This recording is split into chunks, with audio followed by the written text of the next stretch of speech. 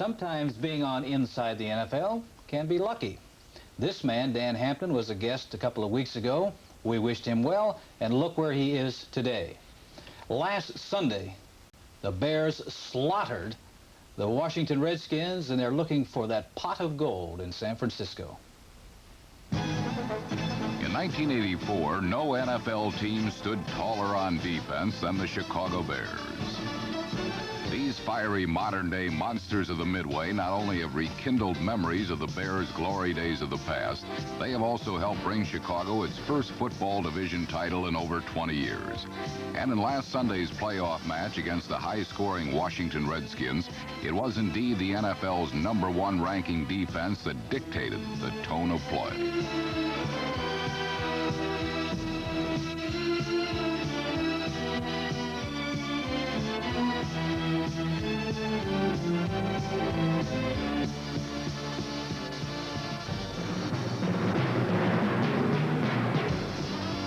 Although this game was played on the next to last day of the year, the Bears decided to do their New Year's celebrating early. Their own brand of bell ringing had some Redskins seeing stars, while others must have been wondering whether this was really the reincarnation of Super Bowl 18 all over again. But the players wearing the Raider-like black colors were not the only people doing some hitting. During the game's early going, players on both offenses were dropping like the Times Square ball on New Year's Eve.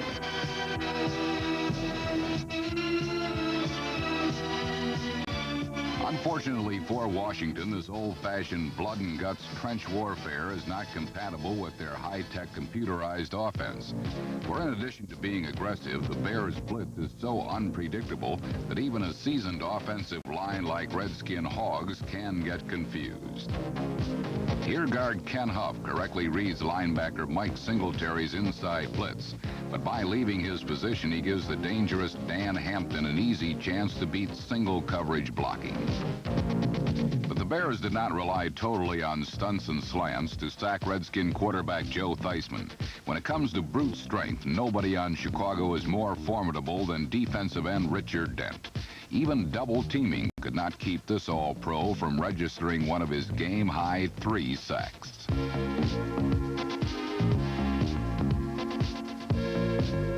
After setting a league record 72 sacks during the season, the Bears' ability to put pressure on Theismann was not all surprising.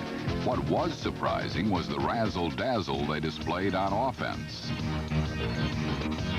9 times in his career, Walter Payton has completed the option pass. Since 8 of those tosses have resulted in touchdowns, it can be deduced that this play was designed to net 6 points. But when quarterback Steve Fuller hit wide receiver Willie Gault with this simple sideline toss, all he was looking for was a first down. What he got broke the game wide open. Flashing his world-class sprinter's speed, Gault raced 75 yards towards the end zone to make the most of his only catch of the day. This touchdown came on the second play from scrimmage in the third quarter, giving Chicago a 16-3 lead.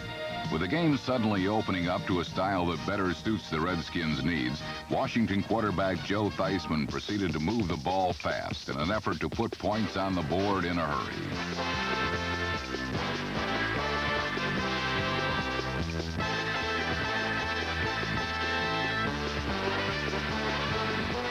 Twice in the third quarter, the Redskins drove into John Riggins' touchdown territory.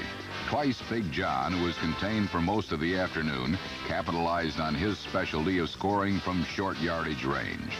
But ultimately, the key in deciding touchdown was delivered by one very unlikely hero, Chicago's underrated second-string quarterback, Steve Fuller.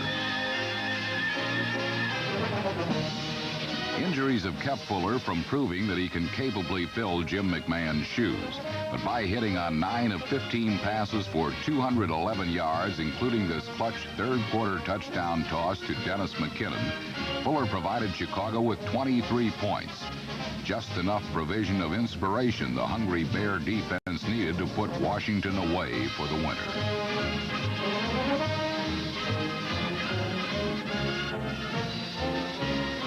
Chicago prevailed 23-19. If there is any doubt about whether these Bears resemble those monsters of the Midway of old, take note of one fact. The last time the Redskins lost a playoff game at home was in 1940.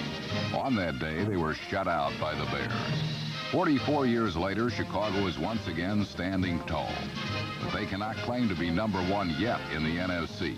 San Francisco stands ahead, and beating the 49ers will be one very tall order. Linebacker Otis Wilson and that Bear defense spent so much time on Washington real estate that quarterback Joe Theismann said at times it felt like a building was falling on him. You know, Lenny, last week you said that the Bears would have to be monsters in order for them to win. Well, that Bear pass rush was absolutely incredible. And Joe Theismann had to feel that he was looking at 7 Frankensteins that time. Well, now Joe knows how I feel every week looking at your ugly mug. No, I'm just kidding. You really aged beautifully. Speaking of aging, looking at Theismann at the end of that ball game, it looked like he had aged 10 years in 60 minutes. And the Hogs had better take a long look at themselves, because in the last 3 ball games, they gave up 21 quarterback sacks.